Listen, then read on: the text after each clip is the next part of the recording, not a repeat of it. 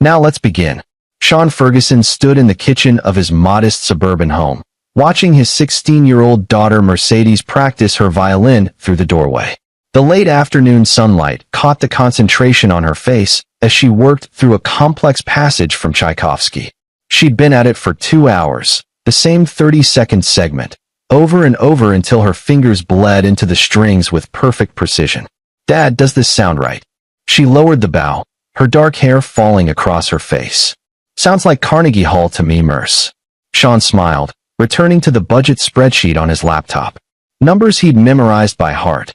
$127,000 in Mercedes's college fund, built over 16 years through documentary work, freelance journalism, and living below their means. Every dollar accounted for, every sacrifice worth it. His wife Virginia walked in, phone pressed to her ear, her expression tense. "Yes, Mom. This Sunday. I know." She ended the call and sighed. "Family dinner at my parents' house. They want to celebrate Cassandra's acceptance to Harvard." Sean's jaw tightened. Virginia's niece, Cassandra, was a decent student with mediocre grades and wealthy parents who'd paid for every advantage. Vincent and his wife Teresa had bought SAT prep courses, hired private tutors, and most likely made a generous donation to Harvard's endowment fund. Meanwhile, Mercedes had earned straight A's, taught herself 3 languages, and volunteered at the Children's Hospital while mastering the violin. "That's great for her," Sean said evenly. "Mercedes has her interview at Juilliard next month." Different paths. Virginia's eyes flickered with something Sean couldn't read. "About that. My mother wants to discuss something important on Sunday. About family investments." The next 3 days passed with an undercurrent of tension. Virginia became distant, spending hours on phone calls with her mother Doris. Conversations that ended abruptly when Sean entered the room. He'd been married to Virginia for 17 years, and he knew the Herrera family playbook. Money talked, and everyone else listened. Sunday arrived with cruel sunshine. The Herrera estate sat in an affluent neighborhood where lawns were measured by acres, not square feet. Felipe Herrera had made his fortune in real estate development, the kind that displaced communities and built luxury condos. Doris had never worked a day in her life, but possessed a PhD in manipulation and entitlement. The dining room gleamed with crystal and silver. 30 relatives packed around the extended table, most of whom Sean barely knew. Cousins, aunts, uncles, all part of the Herrera dynasty, all dressed like they were auditioning for a country club catalog. "Sean, Virginia." Doris air-kissed them at the door, her perfume overwhelming. "And Mercedes, darling, you've grown so tall. Still playing that little fiddle?" Mercedes's smile was polite and cold. "It's a violin, grandmother. A 1890 French-made instrument." "Of course, dear." Doris had already dismissed her, turning to Cassandra who stood nearby in a Harvard sweatshirt despite it being 75 degrees outside. "Our Harvard girl. We're so proud." Dinner was a performance. Felipe held court at the head of the table, discussing market trends and property values with the confidence of someone who'd never been wrong, or never admitted it. Vincent, Virginia's younger brother, matched his father's arrogance, detailing Cassandra's future at Harvard as if she'd already graduated summa cum laude. "Full pre-med track," Vincent announced, gesturing with his wine glass. "She'll be a neurosurgeon, the youngest in the family." Sean cut his steak, saying nothing. Beside him, Mercedes pushed food around her plate, her eyes distant. She'd learned early how these gatherings worked. The Herreras performed, everyone else applauded. After dessert, Doris stood and tapped her glass with a spoon. "Family, we have important matters to discuss. Felipe and I have been reviewing our financial portfolio." Sean's instincts, honed from years of investigative journalism, sparked to life. He noticed Virginia wouldn't meet his eyes. "We've encountered some temporary setbacks," Felipe said, his voice tight. "Market corrections, unexpected expenses. Nothing we can't weather, but it requires family unity. Family sacrifice. Cassandra's Harvard tuition is $320,000 for 4 years, Doris continued, her smile sharp as broken glass. "We've covered the first year, but we need to consolidate family resources for the remaining 3. The room fell silent. Sean felt Mercedes tense beside him. "We know Sean and Virginia have been saving for Mercedes's education," Doris said, her eyes locking onto Sean. "But let's be realistic. Cassandra has been accepted to Harvard." "Harvard? Mercedes can attend community college, then transfer to a state school. She'll still get a degree. Sean's blood turned to ice. Excuse me. Your daughter can go to community college, Felipe said, as if explaining something to a child. Cassandra deserves Harvard more. The return on investment is obvious. A Harvard medical degree versus, what? Music school. Juilliard. Mercedes whispered, her voice barely audible. Exactly. Doris waved her hand dismissively. Playing violin isn't a career, dear. It's a hobby. Cassandra will save lives. Your niece deserves this opportunity more than you do. Sean stood slowly, his chair scraping against hardwood. Every eye in the room turned toward him. Let me make sure I understand. You want me to hand over $127,000, money I've saved for 16 years, to pay for Cassandra's tuition because you mismanaged your finances? It's not mismanagement. Felipe's face reddened. It's market volatility. And it's not a request, Sean. It's family obligation. We've helped you over the years. You've helped us. Sean's laugh was bitter.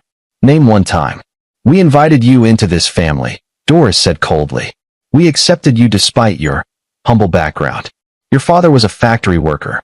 Your mother cleaned houses. You were nothing before Virginia. Virginia finally looked at him, and Sean saw it. She'd known. She'd known this was coming and said nothing.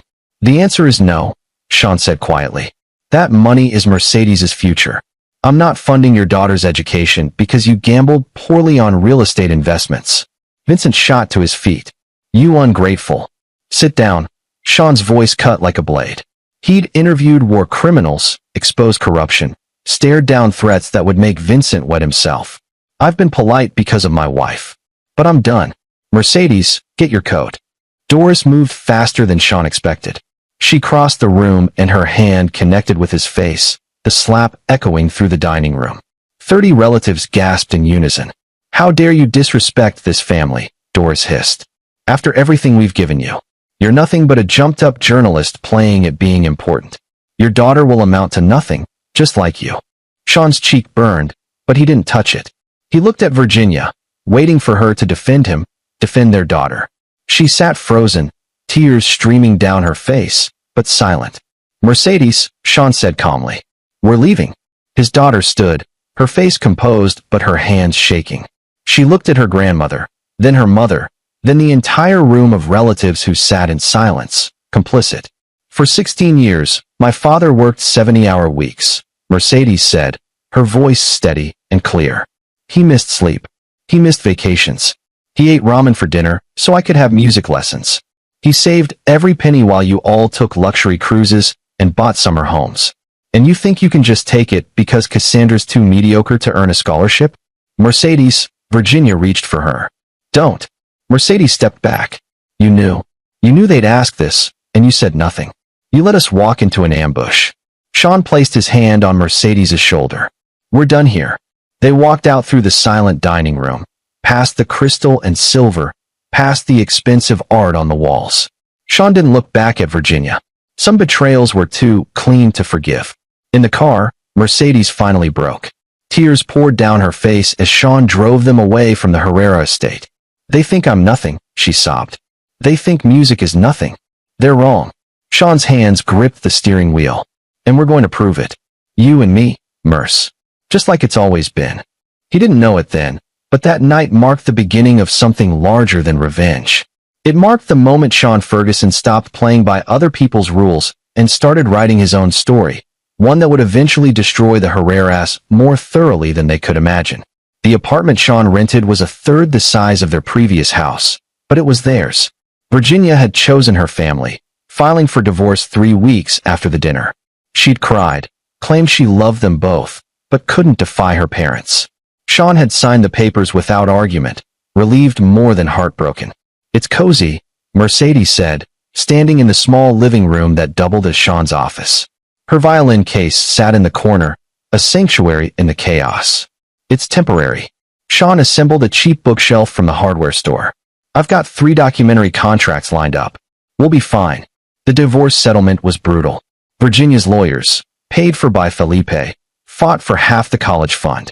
Sean's attorney, a public defender working pro bono, managed to protect most of it by proving Sean had funded the account exclusively through his income. Virginia's contributions had been minimal at best. Still, the legal fees hurt. Sean burned through $15,000 fighting for what he'd already earned. The college fund sat at $112,000 when the dust settled. Enough for Juilliard if Mercedes got accepted, but not enough for comfort. Late at night, after Mercedes was asleep, Sean sat at his laptop researching. Not college costs or financial planning. Those numbers were branded into his brain. He researched the Herreras. Old habits from his investigative journalism days kicked in automatically. What he found was fascinating. Felipe's real estate empire was crumbling faster than he'd admitted at the family dinner. 3 luxury developments had stalled due to zoning issues and environmental protests. Sean recognized the projects. He'd done a documentary 5 years ago on gentrification, featuring one of Felipe's developments that displaced a historic Latino neighborhood. The Herreras weren't experiencing market corrections. They were hemorrhaging money from lawsuits, failed investments, and Felipe's gambling addiction that Doris had expertly hidden for decades. Sean bookmarked articles, saved screenshots, built a digital file. He wasn't sure why, wasn't sure what he'd do with the information. But knowledge was power, and he'd learned long ago that the powerful feared exposure more than anything. Mercedes's Juilliard interview was in 6 weeks. Sean threw everything into preparing her. He hired a violin instructor, a retired concertmaster who charged $200 per session, but was worth every penny. Mercedes practiced until her fingers bled, then practiced some more. "Tell me about your relationship with music," Sean asked one evening, filming her on his camera. He'd decided to document her journey, raw footage that might never see an audience but existed as proof of her dedication. Mercedes lowered her bow, thinking, "Music is the only language that doesn't lie. When I play, I'm not trying to impress anyone or prove anything. I'm just communicating truth."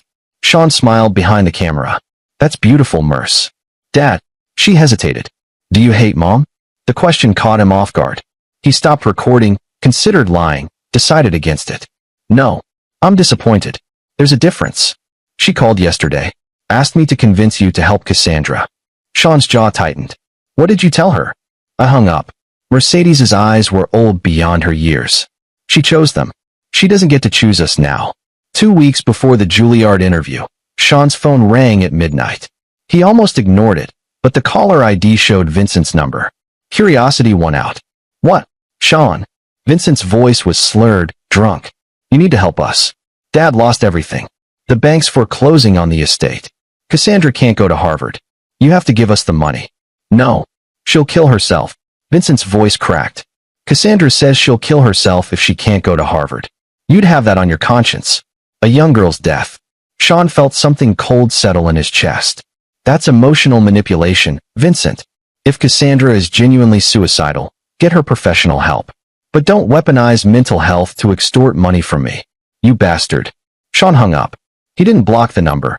He wanted to know what was coming. Virginia called next, sobbing about family duty and how Sean was destroying Cassandra's future. Then Doris, her voice dripping venom, threatening to turn Mercedes against him, to reveal truths about Sean's past. He recorded everything. The Juilliard interview took place in a concert hall in Manhattan. Mercedes wore a simple black dress, her violin in hand, her face composed. Sean sat in the waiting area with a dozen other anxious parents, all of them dressed better, looking wealthier, carrying the confidence of people who'd never had to choose between groceries and opportunity.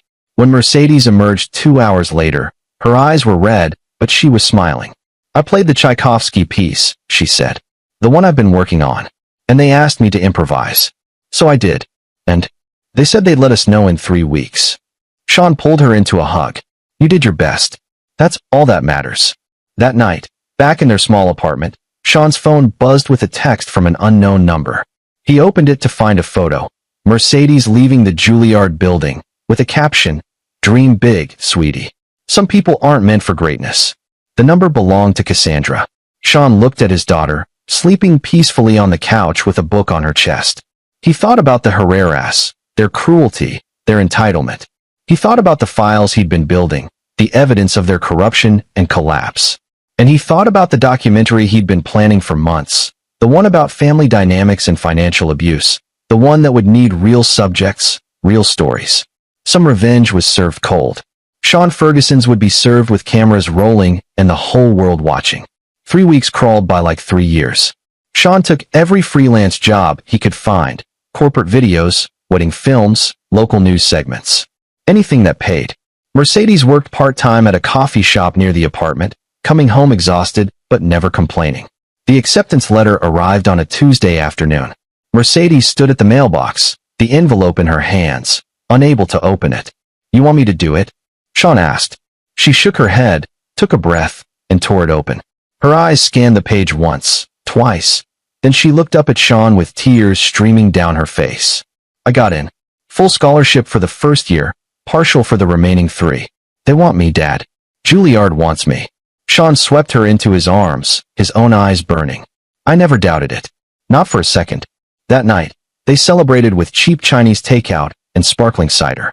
Mercedes called 3 friends, screaming into the phone about her acceptance. Sean posted nothing on social media.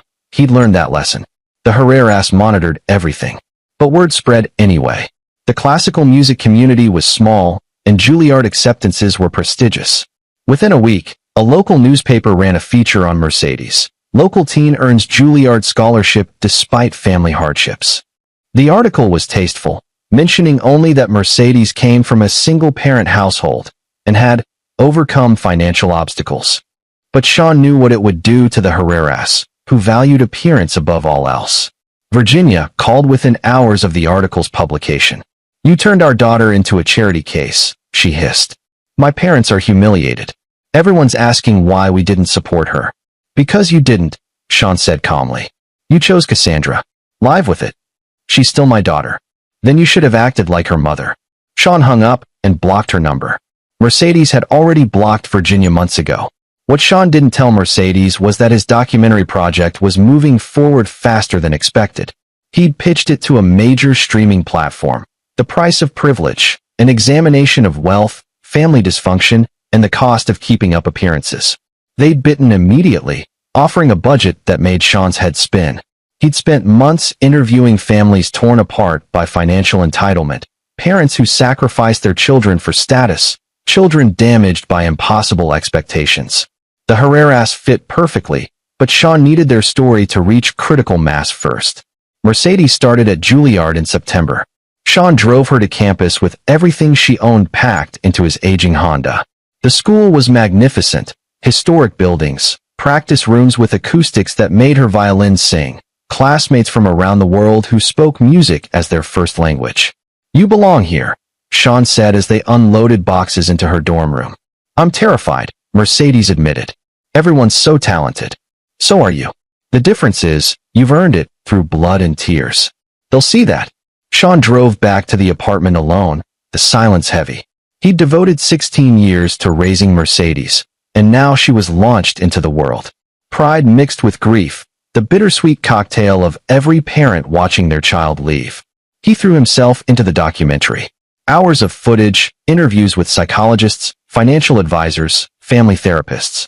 He built a narrative arc about American families destroyed by wealth worship and ego. And he waited. The Herreras continued their collapse in slow motion. Felipe lost the estate to foreclosure. Sean saw the public records.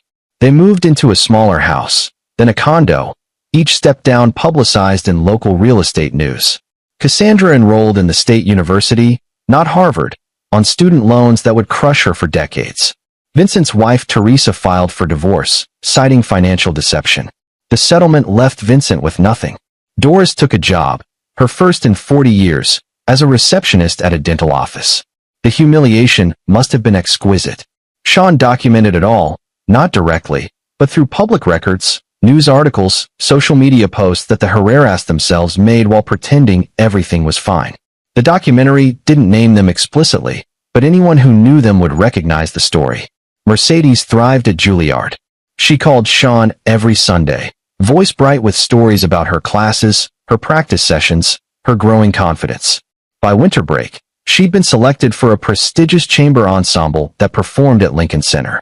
"There's a talent showcase in April," Mercedes said during one call. "Major donors, industry professionals, media coverage. They're selecting 10 students to perform original compositions. I'm working on something different." "Different how?" "You'll see." Sean suspected she was up to something, but trusted her instincts. Mercedes had always been mature beyond her years, sharpened by the Herrera's cruelty into someone stronger than they could imagine. In March, Sean received an email from the streaming platform. The Price of Privilege had been selected as a featured documentary for their summer lineup. They wanted to do a press tour, interviews, possibly a panel discussion about family wealth and dysfunction.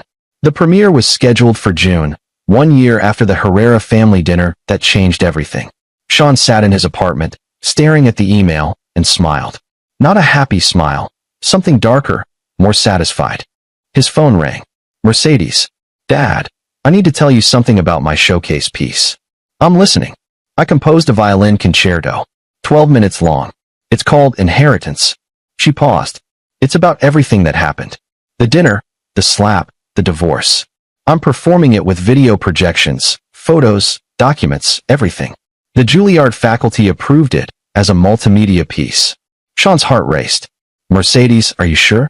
This will burn every bridge with your mother's family. Good. Her voice was steel. They burned us first. I'm just playing the violin while they burn. The showcase was April 20th. Sean's documentary premiered June 15th. The timing was almost poetic. I'm proud of you, Sean said quietly. Not because you're getting revenge, but because you're turning pain into art. That takes courage. I learned from you, Dad. You taught me that truth matters more than comfort. After they hung up, Sean opened his documentary files and began the final edits. The Herreras had created their own downfall through greed and cruelty. He and Mercedes were simply making sure everyone knew it. Some children were raised to maintain their parents' legacies. Mercedes Ferguson was raised to destroy the people who underestimated her. And she was about to succeed spectacularly. April 20th arrived with unseasonable cold. Sean caught the train to Manhattan wearing his only suit, a garment bag slung over his shoulder containing the dress shirt Mercedes had insisted he buy for the occasion. The showcase took place in Juilliard's Paul Hall, a concert venue that seated 277 people. Every seat was filled. Industry professionals, donors, faculty members, and families packed the space. Sean spotted agents, record label executives, and at least 2 people he recognized from major symphony orchestras. What he didn't expect was seeing Virginia Herrera Ferguson in the 3rd row. She looked diminished somehow, wearing an expensive dress that no longer fit quite right, her makeup expertly applied but unable to hide the exhaustion in her eyes. Beside her sat Doris and Felipe, the latter in a suit that had seen better days. Vincent was absent, probably couldn't afford the train ticket. Mercedes hadn't told Sean they were coming. Maybe she didn't know. Maybe she did. The showcase began with a piano prodigy, then a cellist, then a soprano whose voice could shatter crystal. Each performance was extraordinary. Sean barely registered them, his focus on Mercedes, who sat backstage preparing for her piece. Finally, the announcer's voice. Mercedes Ferguson, performing her original composition, Inheritance. The lights dimmed. Mercedes walked onto the stage in a crimson dress, her violin gleaming under the spotlights. She didn't smile, didn't acknowledge the applause. She simply raised her instrument and began to play. The first notes were delicate, almost fragile, a child's melody, innocent and hopeful. Behind her, a screen flickered to life, showing images, a little girl with a violin, birthday parties, Christmas mornings. Sean recognized the photos from their family albums, from before everything fell apart. Then the music shifted. The melody turned aggressive, discordant. The screen showed new images, the Herrera estate, luxury cars, designer shopping bags.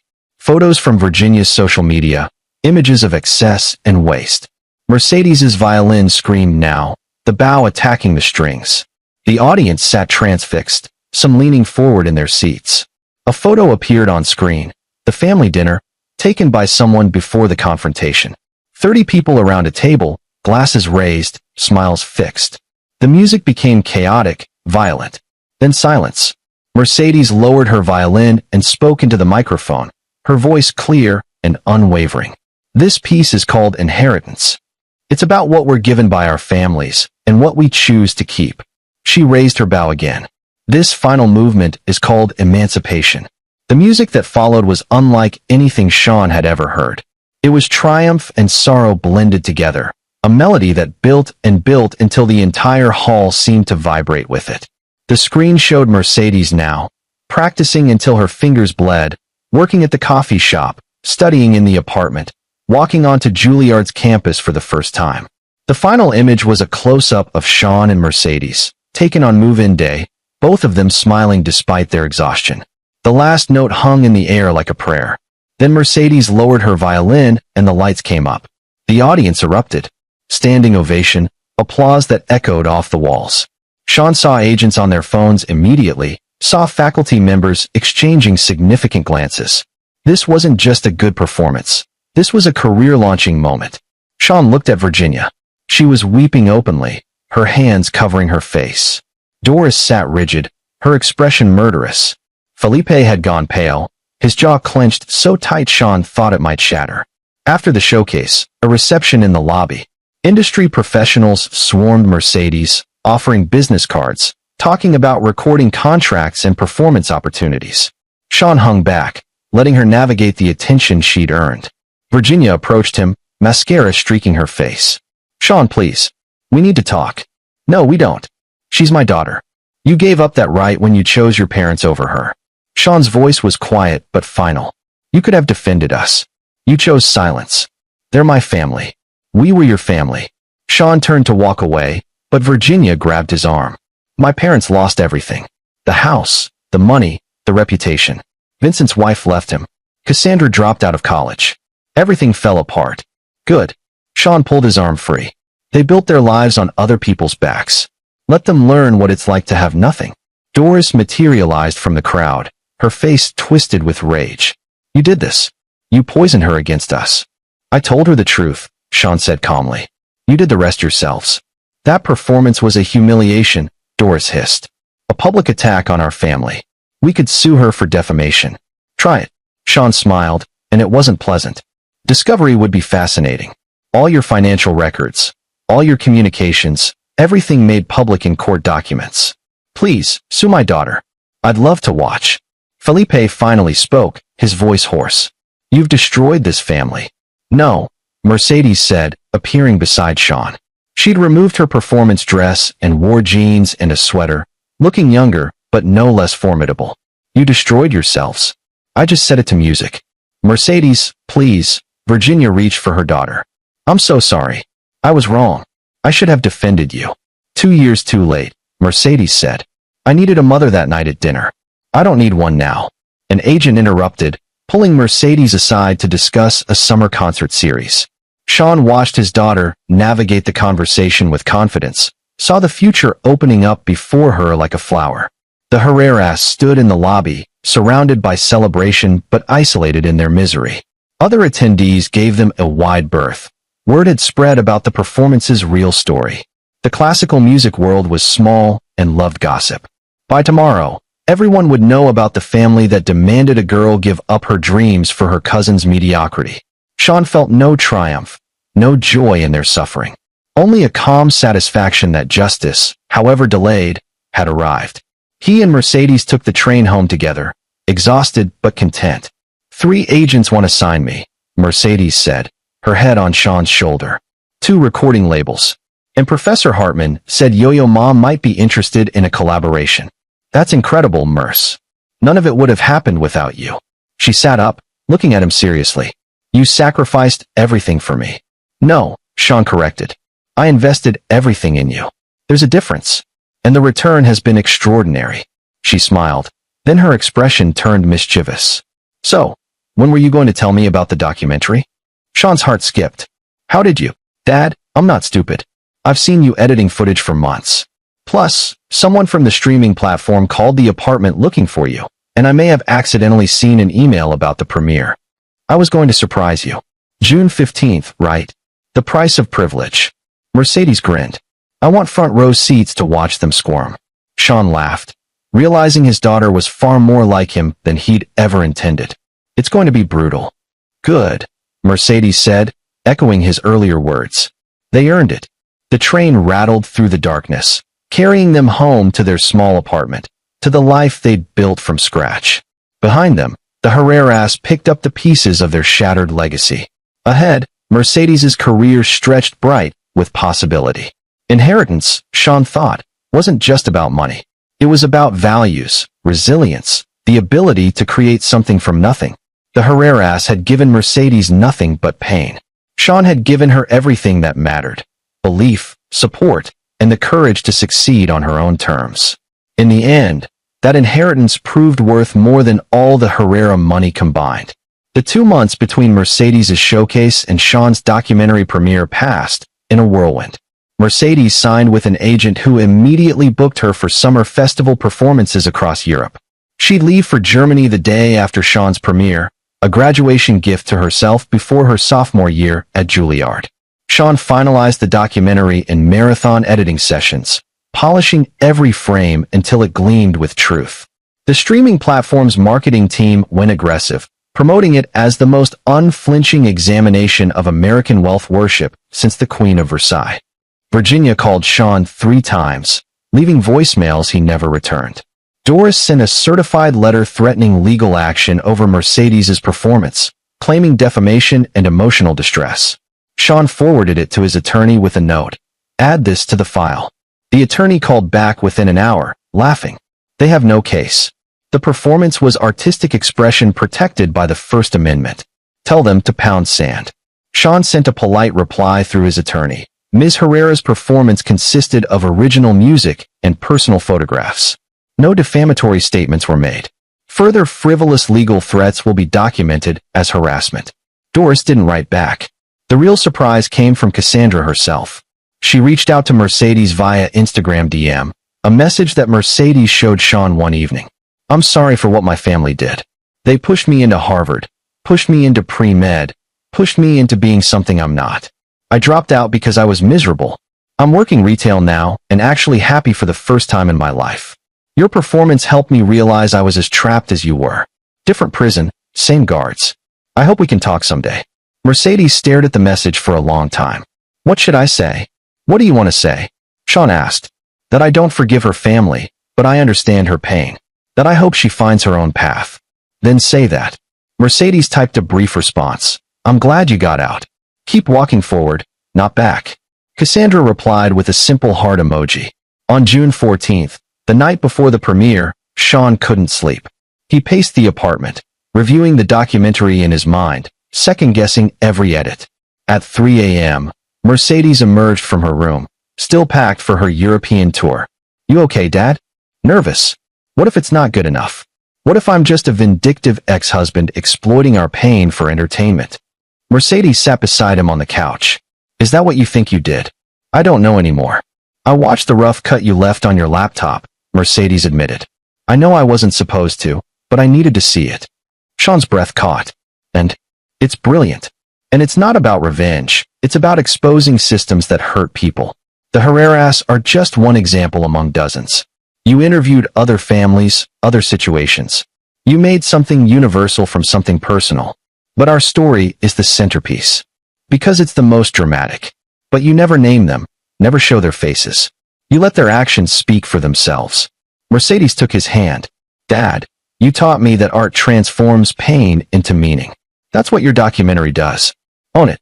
The premiere screening took place at a theater in Brooklyn, invitation only for press, industry professionals, and platform executives. Sean wore the new suit Mercedes had insisted on buying him as a thank you gift. She looked stunning in a designer dress, borrowed from a fellow Juilliard student. They arrived to camera flashes and interview requests. Entertainment reporters wanted quotes, film critics wanted insights, social media influencers wanted content. Sean handled it with practiced ease, years of journalism training kicking in. "What inspired this documentary?" a reporter asked. "The belief that family should build you up, not tear you down," Sean replied. "And the cost when that doesn't happen." Inside the theater, Sean spotted familiar faces, colleagues from his journalism days, documentarians he admired, executives from major production companies. The platform had spared no expense promoting the film. What Sean didn't expect was seeing Vincent Herrera slouched in a back row seat. Mercedes saw him too and tensed. "Should we get security?" "No," Sean said quietly. "Let him watch. He needs to see this." The lights dimmed. The documentary began with a montage of American families at their best: graduations, weddings, celebrations. Then the narrator's voice, calm and analytical. But what happens when family becomes a transaction? When love is conditional on status, money, or achievement? The next 90 minutes were devastating. Sean had structured the film in 3 acts. The setup, examining families where wealth created impossible expectations. The breakdown, showing what happened when family members failed to meet those standards. The aftermath, documenting the long-term damage. The Herrera story, though never named explicitly, threaded through all 3 acts. Sean had used Mercedes's childhood photos with her face blurred for privacy, police reports from domestic incidents in wealthy neighborhoods, financial records obtained through public information requests showing the Herrera real estate empire's collapse. He interviewed psychologists who explained narcissistic family systems, financial advisors who detailed how generational wealth often destroyed rather than helped families, and adult children estranged from wealthy parents who shared heartbreaking stories. The most powerful segment featured Sean himself, speaking directly to camera. I was raised working class. My father worked in a factory, my mother cleaned houses. We had nothing by wealthy standards, but we had something money couldn't buy: unconditional love. When I married into wealth, I discovered that everything had a price, including family bonds. The question became, what was I willing to pay? The camera cut to Mercedes performing at her showcase, the Inheritance Concerto in full. Sean had licensed the performance footage directly from Juilliard, and it was devastating in its honesty. The final segment showed families who had broken free. Children who walked away from inheritance to build their own lives. Parents who rejected wealth worship to focus on authentic relationships. The message was clear: freedom was possible, but it required courage. The documentary ended with a simple title card: Inheritance is what we receive. Legacy is what we create. The lights came up. The theater was silent for 3 heartbeats, then erupted in applause. Sean felt Mercedes grip his hand tightly, her eyes shining with tears. The Q&A session afterward was intense. Critics praised the film's unflinching honesty, its refusal to provide easy answers. Entertainment executives discussed distribution opportunities, potential awards consideration, impact on public discourse about wealth and family. Sean answered questions on autopilot, his attention drawn to Vincent, who hadn't moved from his back row seat. When the Q&A ended and people began filing out, Vincent approached. "Can we talk?" he asked, looking diminished. Outside, Sean glanced at Mercedes, who nodded. They followed Vincent to the street, where the summer night was warm and heavy. "I watched your film," Vincent said unnecessarily. "I saw my family in every frame, even though you never named us." "That was intentional," Sean replied.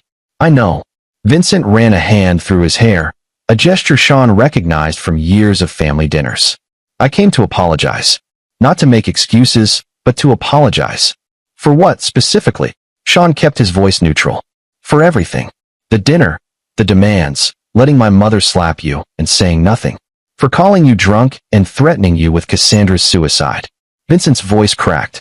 "For being complicit in a system that destroyed everyone it touched, including my own daughter." Mercedes spoke for the first time. "Is Cassandra really okay? She's working at Starbucks and taking community college classes in graphic design. She's happy.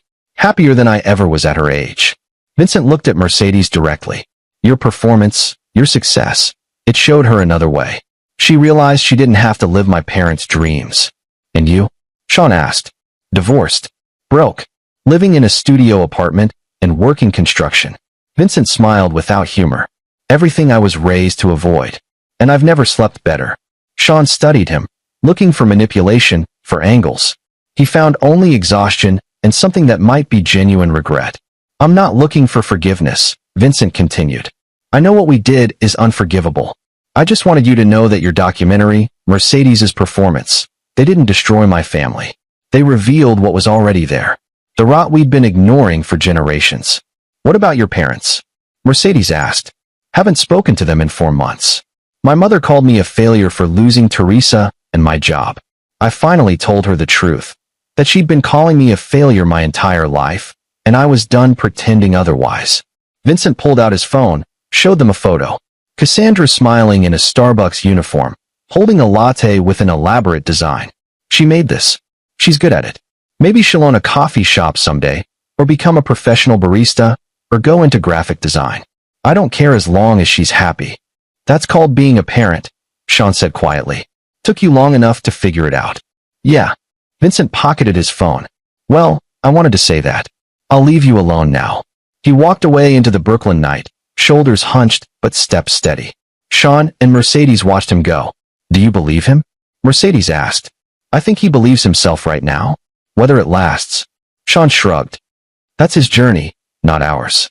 They returned to the theater for the after-party, where producers and distributors circled Sean with offers and opportunities. The documentary was already generating buzz on social media, trending on multiple platforms. Critics were calling it essential viewing, a cultural touchstone. At midnight, Sean and Mercedes escaped to a quiet diner near their apartment. They sat in a booth, sharing pie and coffee, exhausted but satisfied. 2 years ago, we were in that dining room, Mercedes said, stirring her coffee absently. Grandmother slapped you. We walked out with nothing but each other. Best decision I ever made, Sean said. You know what's funny? They wanted to take my future to preserve theirs. But they destroyed their own future trying. Greed does that. It eats from the inside. Mercedes's phone buzzed. She glanced at it, and her eyes widened. Oh my God. What? The New York Times wants to interview me. Tomorrow morning. About the performance, and the documentary, and, she kept scrolling, and my European tour, and my career, and they want to know if I'll write a first-person essay about family estrangement and artistic expression. You should do it, Sean said immediately. You think? Mercedes, you've lived through something most people can't imagine. You survived, thrived, turned pain into art. If you can help even one person dealing with toxic family dynamics, it's worth sharing your story. She bit her lip, considering. What if Mom sees it? She'll see it. The Herreras will all see it. They'll recognize themselves in every word, even if you don't name them. Sean leaned forward. But this isn't about them anymore. It stopped being about them the moment you walked onto that stage. This is about you owning your narrative. Mercedes nodded slowly, then texted back. Yes. Interview confirmed for 10 a.m. They finished their pie in comfortable silence. Outside, New York City hummed with late-night energy, taxis honking, people laughing, the eternal rhythm of a place that never slept and never forgot. Sean's phone buzzed. An email from the streaming platform, preliminary viewing numbers for the documentary's first 6 hours. Over 2 million streams already, with projections suggesting 10 million in the first week. The email continued. Early social media analysis shows massive engagement, particularly from people sharing their own toxic family experiences. You've started a conversation. Well done. Sean showed Mercedes the email. She read it and smiled. Grandmother must be losing her mind. Probably, Sean agreed. But that's not why we did this. No, Mercedes said. We did it because the truth matters more than comfort. You have been listening to me. They paid the bill and walked home through the quiet streets, father and daughter, survivors of a battle they'd won not through violence, but through excellence. The Herreras had tried to break them. Instead, they'd forged them into something stronger. Tomorrow, Mercedes would give her interview. Next week, she'd fly to Europe for her tour. In the fall, she'd return to Juilliard for her sophomore year. And the Herreras would watch it all from the ruins of their collapsed empire, finally understanding what they'd lost when they chose money over love. Some lessons cost everything to learn. The Herreras were just beginning to pay tuition. The New York Times interview happened in a cafe near Juilliard, conducted by a culture reporter named Ada Mullen who specialized in arts and family dynamics. Mercedes arrived precisely on time, wearing jeans and a blazer, her violin case slung over her shoulder. Sean had offered to come, but Mercedes refused. This is my story to tell, Dad. I need to do it alone. He waited in the apartment, pacing, checking his phone every 3 minutes until Mercedes texted, all done. Coming home. She walked in 2 hours later, looking drained but exhilarated. I told her everything. The dinner, the slap, the divorce, the showcase. She recorded the whole thing. How do you feel? Terrified. Relieved. Powerful. Mercedes collapsed on the couch. She asked if I worried about my mother's family seeing it. I said they should see it. They should know exactly what they did. The article published 3 days later, timed to coincide with the documentary's growing popularity. The headline, How One Violinist Turned Family Betrayal into Art, and started a movement. Ada Mullen had crafted the piece brilliantly. She'd interwoven Mercedes' story with broader research on family estrangement, toxic wealth dynamics, and the rise of young adults rejecting traditional family obligations in favor of chosen family and authentic relationships. Mercedes' quotes were devastating in their honesty. "My grandmother told me I'd amount to nothing. She slapped my father in front of 30 relatives for refusing to give away my college fund. 2 years later, I'm at Juilliard on scholarship with a European tour booked. I didn't succeed to prove her wrong. I succeeded because my father believed in me when nobody else did." The article went viral. Within 24 hours, it had been shared over 100,000 times. Comment sections filled with people sharing their own stories of family dysfunction, of choosing self-preservation over toxic relationships. Sean's documentary viewership exploded. By the end of the week, it had reached 15 million streams. The platform ordered a follow-up series, and 3 major studios reached out about adaptation rights for a scripted film. The cultural conversation shifted. Therapists appeared on morning shows discussing family estrangement as a valid choice, not a failure. Financial advisors talked about protecting children from predatory relatives. Even politicians began discussing legislation around financial elder abuse, though the Herreras victims were their children, not their parents. Virginia broke her silence with a Facebook post that was quickly screenshot and circulated. "I made terrible mistakes as a mother and wife. I chose my parents' approval over my daughter's future and my husband's dignity. I'm in therapy now, trying to understand how I let this happen. I'm not asking for forgiveness. I don't deserve it. I just want Mercedes and Sean to know I see now what I couldn't see then. I'm sorry." Sean showed the post to Mercedes. She read it without expression. "Too little, too late." "Probably," Sean agreed. "But she's trying. She's sorry she got caught. Sorry the whole world knows she's a bad mother. That's not the same as being sorry for what she did." Sean couldn't argue with that logic. Doris and Felipe made no public statements, but their neighbors did. Local news in their town ran a story about the documentary family living in their midst. Former friends gave interviews describing the Herreras' fall from grace, the foreclosure, the bankruptcy, Felipe's gambling debts, Doris's desperate attempts to maintain appearances while working minimum wage. One neighbor said, "They had everything and threw it away because they couldn't accept that their granddaughter wanted to play violin instead of being a doctor." What kind of people do that? The court of public opinion delivered its verdict: guilty of cruelty, sentenced to irrelevance. On June 20th, Mercedes left for her European tour. Sean drove her to JFK, helping her navigate 3 suitcases and her precious violin. At security, she hugged him fiercely. "I couldn't have done any of this without you," she whispered. "You did all the hard work. I just made sure you had the chance." "That's everything, Dad. The chance is everything." She disappeared through security, waving one last time before she was swallowed by the crowd. Sean drove home alone, the car too quiet, the apartment too empty. But his phone was full of messages. Interview requests, speaking opportunities, consulting offers from other families navigating similar dynamics. The documentary had struck a nerve, and people wanted guidance. Sean spent the summer developing a workshop series for estranged adult children, partnering with therapists to create resources for people cutting ties with toxic families. He appeared on podcasts, wrote articles, became an unexpected advocate for family estrangement as a legitimate choice. Mercedes sent photos from Prague, from Vienna, from Berlin. Concert halls, standing ovations, meetings with famous conductors. Her career was launching faster than anyone had predicted, built on talent and the compelling story behind it. In late July, Sean received a letter. Handwritten, no return address, postmarked from the town where the Herreras lived. He opened it carefully, half expecting more threats. Instead, he found a letter from Felipe.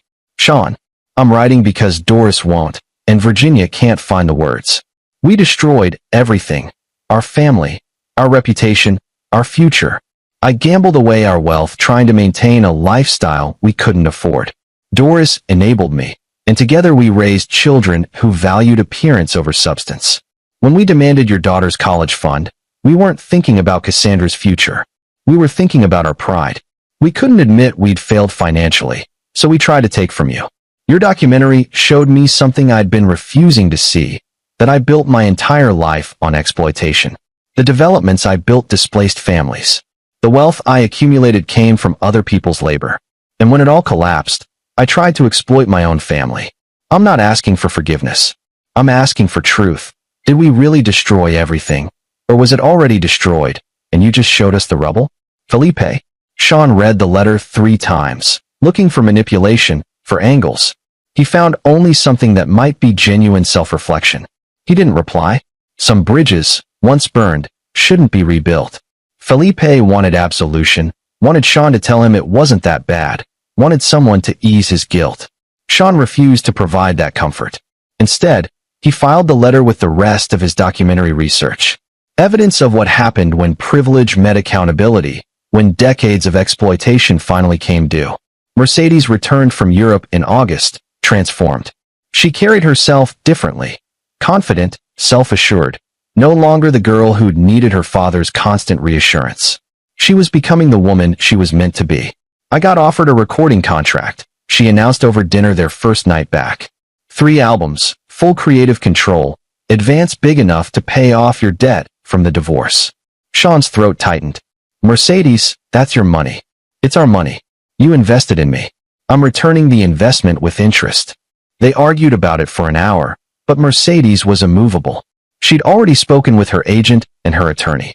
The advance would clear Sean's remaining debt and establish a fund for his documentary work. You gave me everything, Mercedes said. Let me give something back. In September, Mercedes started her sophomore year at Juilliard. Sean's documentary won awards at 3 major film festivals. The workshop series for estranged families expanded nationwide.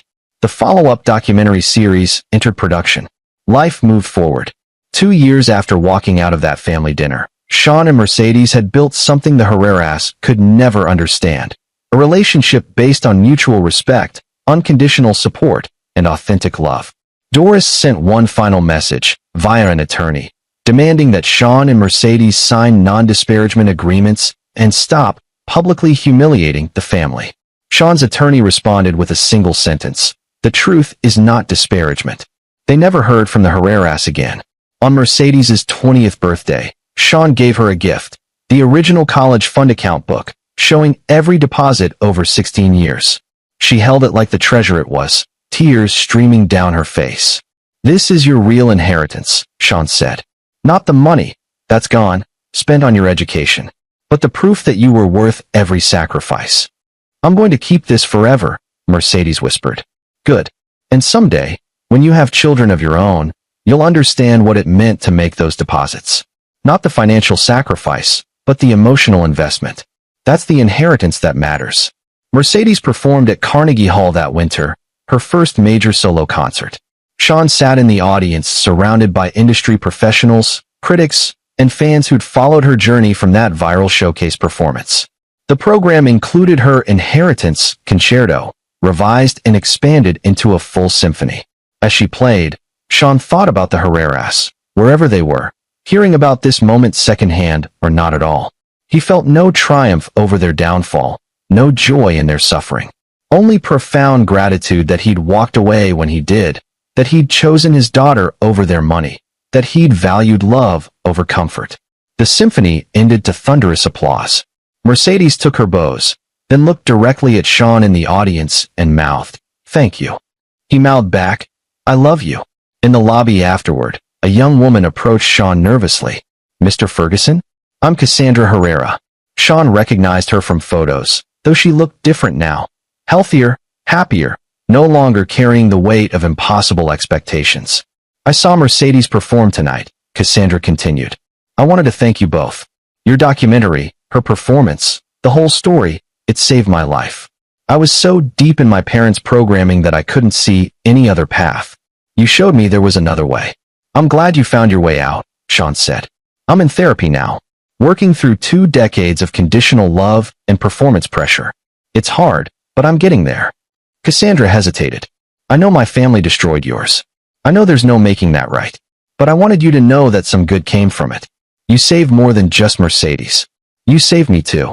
She walked away before Sean could respond, disappearing into the crowd. Mercedes appeared at his elbow, flushed with success. Was that Cassandra? Yeah. What did she want? To say thank you. For showing her she could be free. Mercedes was quiet for a moment. "You know what's funny? Grandmother wanted Cassandra to be a neurosurgeon. She wanted me to be nothing. And now Cassandra's happy making coffee, and I'm playing Carnegie Hall. Life has a sense of humor, Sean agreed. They left the concert hall together, stepping into the New York night. The city glittered with possibility, with futures being written in real time, with second chances and new beginnings. The Herreras had tried to steal Mercedes's future. Instead, they taught her the most valuable lesson she'd ever learn, that the people who truly love you want you to succeed on your terms, not theirs. And that inheritance, the knowledge that she was loved unconditionally, supported completely, believed in absolutely, was worth more than all the money in all the world. Sean Ferguson had saved $127,000 over 16 years for his daughter's education. He'd lost half of it to divorce lawyers and fighting for what was his. But the real investment wasn't the money. It was the faith, the belief, the unwavering certainty that Mercedes Ferguson deserved every opportunity, every chance, every moment of support. That investment paid dividends that would compound for generations. In Mercedes's success, in Cassandra's liberation, in the thousands of people who watched the documentary and found the courage to choose themselves over toxic families. The Herreras had demanded Sean hand over his daughter's future because they thought they knew better, thought they deserved more, thought privilege entitled them to everything. They learned, too late, that the only thing privilege entitled them to was a front-row seat to their own irrelevance. When the phone finally rang, when Doris called 2 years after that dinner, crying about how unfair it all was, Sean didn't answer. He let Mercedes answer. And what she said destroyed them more thoroughly than any revenge could have. You taught me that family is about conditions and transactions. My father taught me that love is unconditional. I know which lesson I'm keeping. Goodbye, grandmother. She hung up and blocked the number. Some inheritances are worth keeping. Others deserve to be rejected, refused, returned to sender. Mercedes Ferguson knew the difference.